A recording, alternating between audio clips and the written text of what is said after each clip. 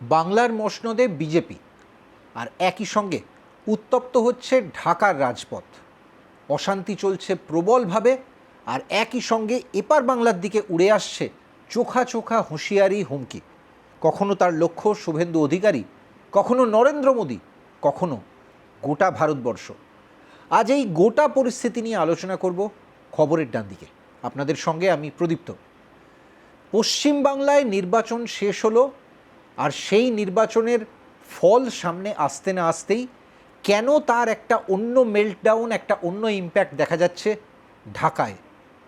অবশ্যই এটা একটা এমন আলোচনা যার সঙ্গে শুধু এই রাজ্যের রাজনীতি জড়িয়ে নেই, এর সঙ্গে দুই দেশের রাজনীতি এবং সম্ভবত দুই বাংলার পাশাপাশি আমাদের গোটা মানচিত্রের একটা অন্য রাজনৈতিক ইঙ্গিত দাঁড়িয়ে রয়েছে এই সমীকরণের ওপর। একদিকে আমরা দেখলাম যে শুভেন্দু অধিকারী মুখ্যমন্ত্রী হওয়ার সঙ্গে সঙ্গে তাঁর সরকার প্রথম ক্যাবিনেট মিটিংয়ে যে সিদ্ধান্তগুলো নিল, খুব গুরুত্বপূর্ণ সিদ্ধান্তগুলো, তার মধ্যে ছিল বর্ডার ফেন্সিং। এতদিন যে কাজটা আটকে ছিল, পশ্চিমবাংলার একটা বিস্তীর্ণ অংশে খোলা সীমান্ত ছিল, সেই সীমান্তে এবার কাঁটাতার লাগানোর কাজ শুরু হবে এবং তার জন্য বিএসএফকে ৪৫ দিনের মধ্যে জমি দেওয়ার, জমি হস্তান্তরের প্রক্রিয়া শুরু হয়ে যাবে। এটা মুখ্যমন্ত্রী নিজে জানিয়ে দিয়েছেন প্রথম ক্যাবিনেট বৈঠকের পরই। আমরা একটু ম্যাপটার দিকে তাকাই। আপনারা যদি পশ্চিমবঙ্গের ম্যাপটা খুব ভালো করে খেয়াল করে দেখেন, তাহলে দেখতে পারবেন ম্যাপের পুরো ডান দিক জুড়ে, অর্থাৎ পূর্ব দিকটায় আমাদের সঙ্গে বর্ডার রয়েছে সব থেকে দীর্ঘ লম্বা বর্ডার বাংলাদেশের। একেবারে দক্ষিণবঙ্গের দক্ষিণ ২৪ পরগনা, সুন্দরবন থেকে শুরু করে আপনি যত ওপরে উঠবেন, উঠতে উঠতে ক্রমশ উত্তরবঙ্গে পৌঁছে যাবেন এবং তারপর সেই বর্ডার ঘুরে বাংলাদেশের ম্যাপ চলতে থাকবে, তারপর চলে আসবে আসাম। অ্যাকচুয়ালি ভারতবর্ষের বেশ কয়েকটা রাজ্যের সঙ্গে পূর্ব ভারতের বাংলাদেশের বর্ডার আছে। পশ্চিমবঙ্গের তো আছেই, আসামের আছে, মেঘালয়ের আছে, ত্রিপুরারও আছে। কিন্তু পশ্চিমবঙ্গের বর্ডার লাইনটায় বেশ কিছু এমন ঘটনা ঘটেছে গত কয়েক বছরে, যেগুলো অন্য বর্ডারগুলোর থেকে এই বর্ডারটাকে আলাদা করে দিয়েছে। আজ এই সব কিছু নিয়ে আলোচনা করব। বাংলাদেশে এই বছরই নির্বাচন হয়েছে, বছরের শুরুতে, এবং সেই নির্বাচনে বিএনপি ক্ষমতায় আসার পর অবশ্যই অনেকে একটু স্বস্তির নিঃশ্বাস ফেলেছিলেন, বিশেষত যারা ভারতের ভূ রাজনৈতিক ইকুয়েশন, বিদেশ নীতি এগুলো খুব ক্লোজলি ফলো করেন। কিন্তু তার সঙ্গেই একটা আশঙ্কার কথাও উঠে এসেছিল তাদের গলায়। এই যে ম্যাপটার কথা বলছিলাম, পশ্চিমবঙ্গের ডান দিক দিয়ে পুরোটা, অর্থাৎ দিনাজপুর থেকে দক্ষিণ ২৪ পরগনা পর্যন্ত, এই পুরো ম্যাপটাতে যদি খুব মন দিয়ে তাকান তাহলে দেখতে পাবেন আমাদের সীমান্তের লাগোয়া বাংলাদেশের প্রত্যেকটা জেলায়, প্রত্যেকটা কেন্দ্র থেকে জয়ী হয়েছেন জামাত প্রার্থীরা।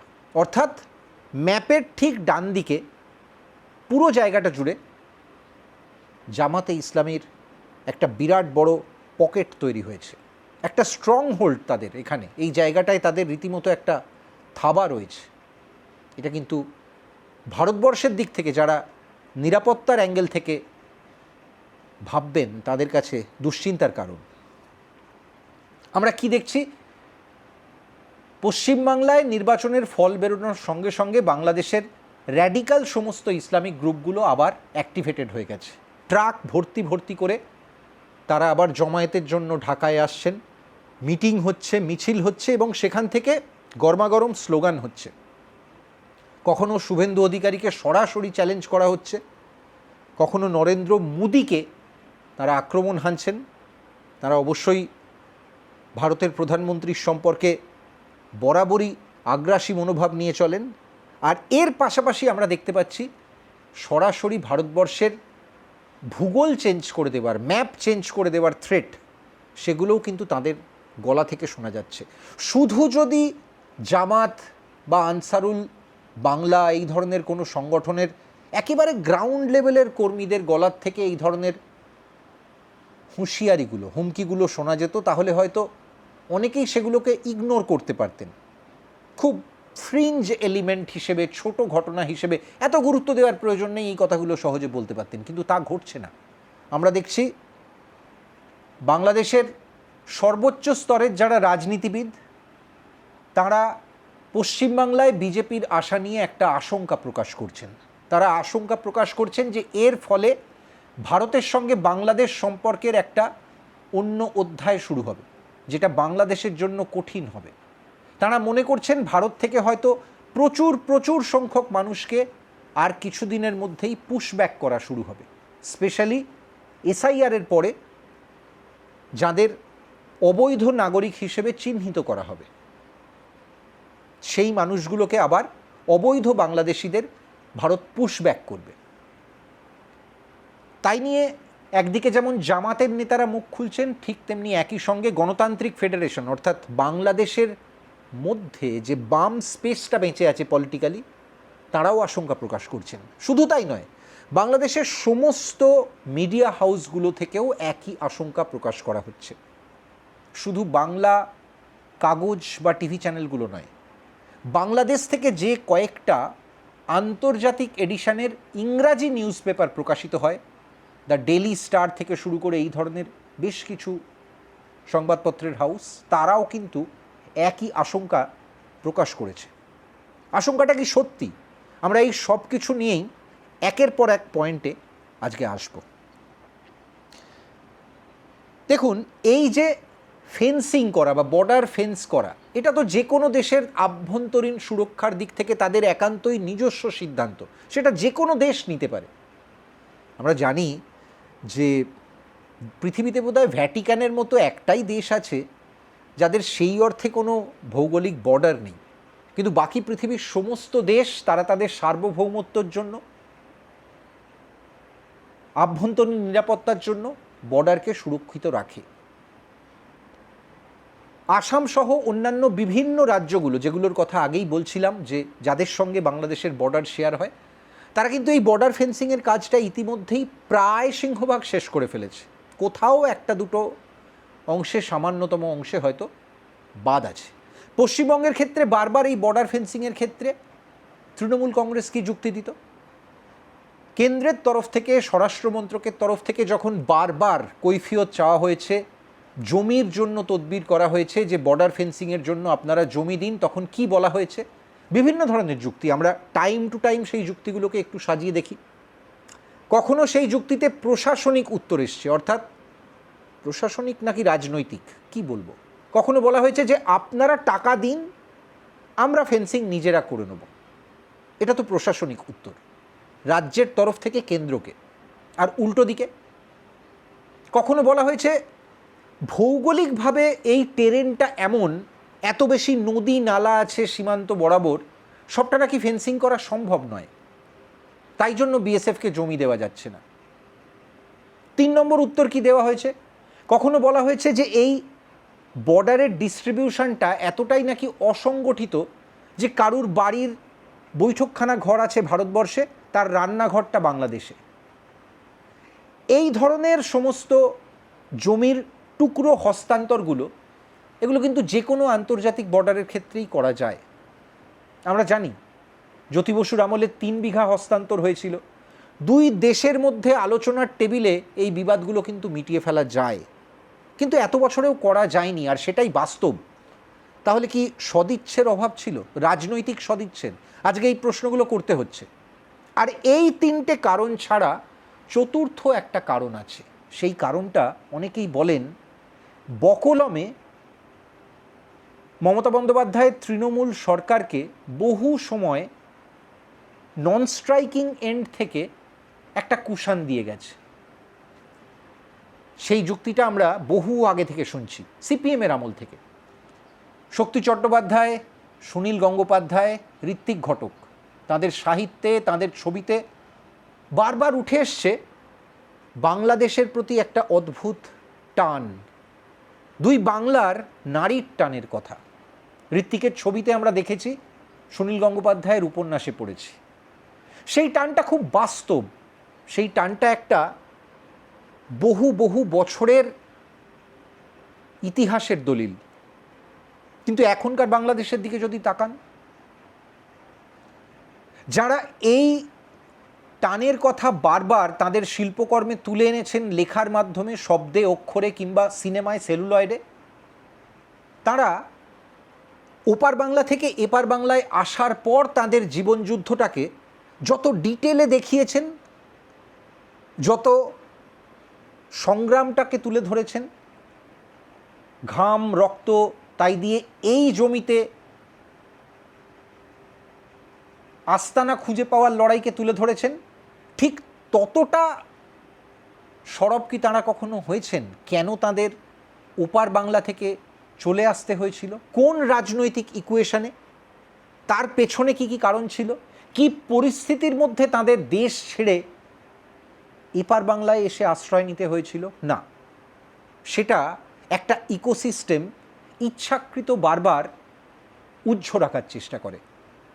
সেই বাম ইকোসিস্টেম তাদেরই কিন্তু লেখা, তাদের কবিতা, তাদের উপন্যাস, তাদের সিনেমা দেখেই একটা আস্ত প্রজন্ম এই বাংলায় বড় হয়েছে।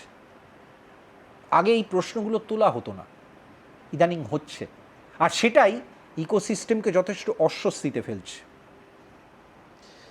এই যে এতক্ষণ যে নারীর টানের কথা বলছিলাম, হিউম্যান টু হিউম্যান ইন্টারাকশন, মানুষের সঙ্গে মানুষের টান, এখনও সেই ইকোসিস্টেম কিন্তু সচেষ্ট। কেন জানেন তো? এরা সচেষ্ট বলেই প্রত্যেক বছর বাংলাদেশের সঙ্গে ভারতের সম্পর্ক যত তলানিতে ঠেকুক, তিস্তার জল নিয়ে কিংবা শেখ হাসিনার মৃত্যুদণ্ড নিয়ে কিংবা আওয়ামী লীগকে নির্বাসনে পাঠানো নিয়ে সম্পর্ক যত ভেঙে চুরমার হয়ে যাক, এখনও কলকাতায় প্রত্যেক বছর আপনি কিছু মানুষকে দেখতে পাবেন জানুয়ারি মাসের ঠান্ডায় বইমেলা এলে যাদের বুকে দীর্ঘশ্বাস নেমে আসে। তারা খুব মিস করেন বাংলাদেশের স্টলটা। কিউবা, ভিয়েতনাম, গুয়াতেমালা, এই স্টলগুলোয় তাদের মন ভরে না।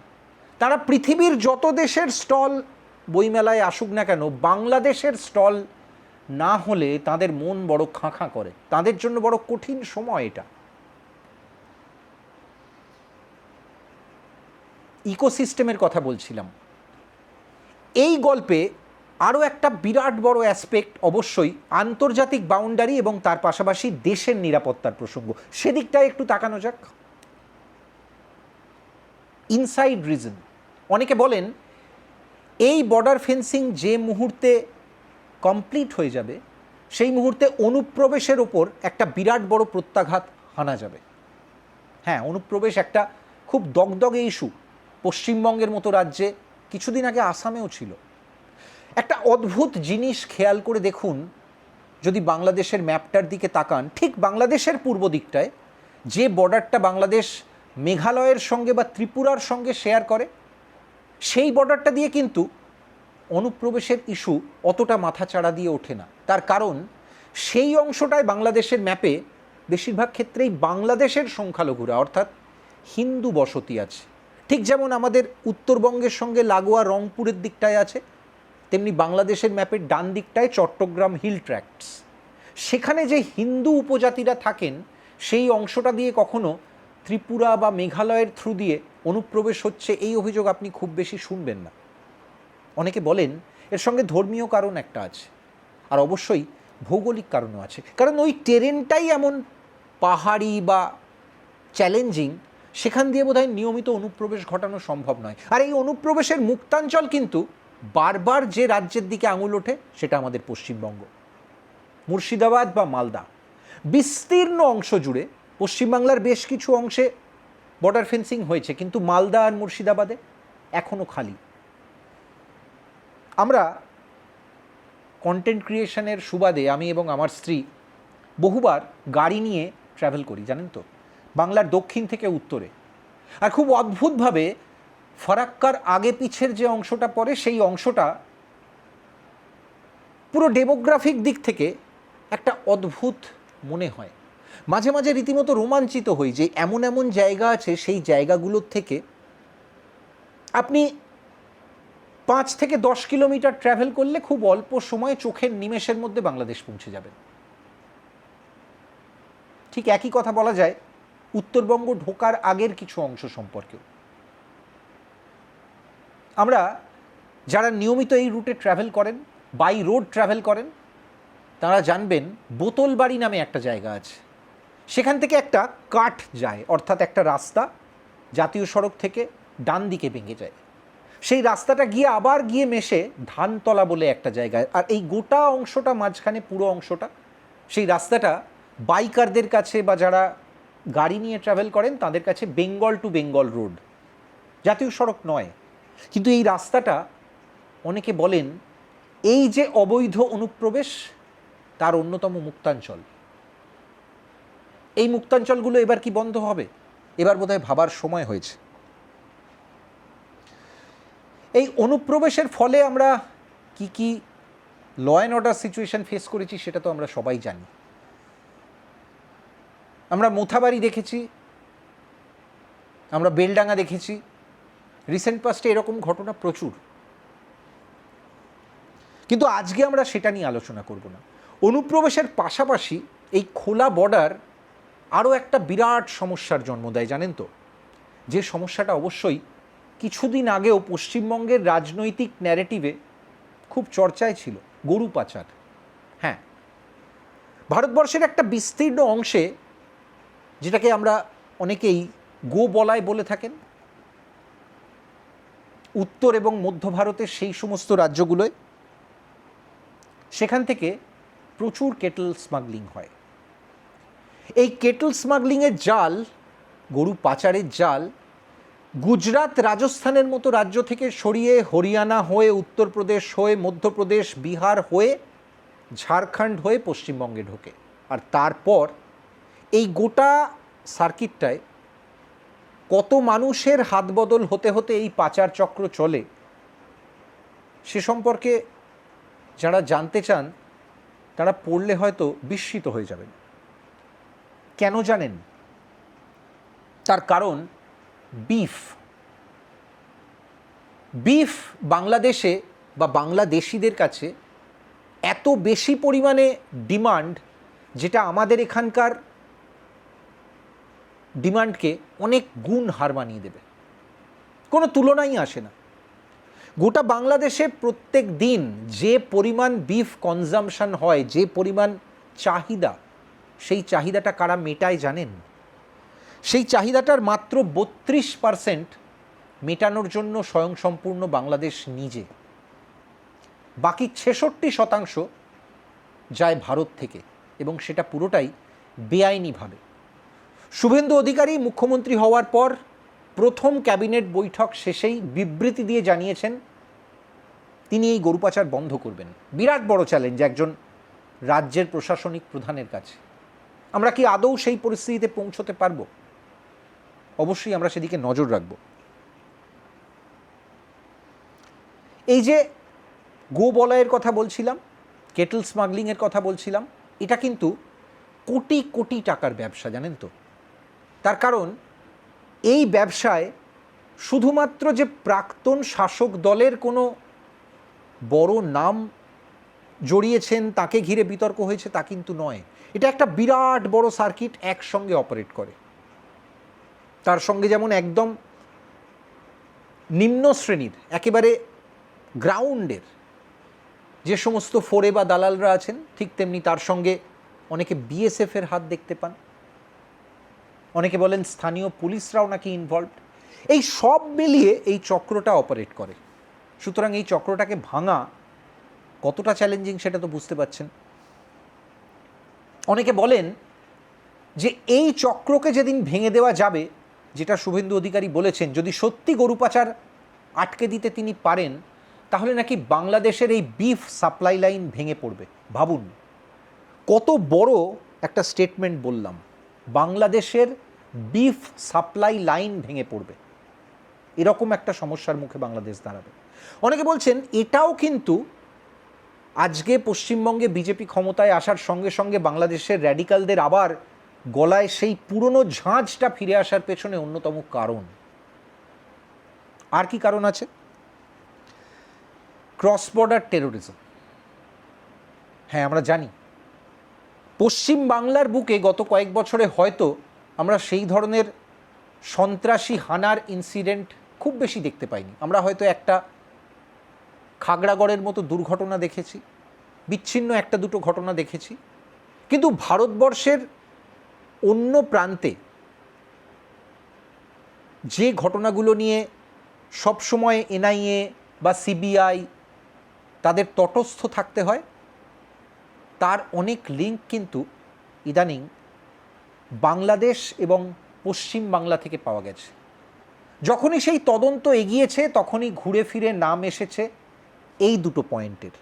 আর সেই জন্যই এই দুটো পয়েন্টের মধ্যে লিঙ্কটা ভাঙা খুব জরুরি হয়ে দাঁড়িয়েছে। এক নজরে তাকানো যাক গত 5 বছরে বাংলাদেশে কোন কোন টেরার মডিউলগুলো অপারেট করছিল। জামাতের কথা আমরা সবাই জানি, জামাতের পশ্চিমবঙ্গ যোগ, পশ্চিমবঙ্গের আশেপাশে জামাতের স্লিপার সেল, সেই সমস্ত নিয়ে প্রচুর আলোচনা হয়েছে। আর কোন কোন সংগঠন আছে? জেএমবি, জামাতে মুজাহিদিন বাংলাদেশ, আর আছে আনসারুল বাংলা, হিজবুত তাহরির। অনেকে বলেন এই সব কটা সংগঠন একজোট হয়েছিল 2024-এ শেখ হাসিনাকে ক্ষমতাচ্যুত করতে। আর তারপর 2 থেকে 2.5 বছর আপনারা যে অ্যানার্কি দেখেছেন বাংলাদেশকে ঘিরে, তার পেছনে